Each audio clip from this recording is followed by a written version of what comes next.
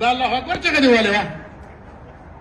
چې دا څه کوک شي په دنیا کې لیدلې چې هغه اوس د افغانستان یو آیکان ګرځېدلی دی هغه کس دا کمیس زما خپل اقتصادي ورځو کې خراب دی کنه قسم په خدای په $50,000 مې اخیستو چې په خدای مې د قسم وخوړه شاید حق را باندې نه یې تاسو خو په دې کمیس من $10 قیمت یې ښودی دی $10 څوک یې اخلي $10 قیمت یې په دې باندې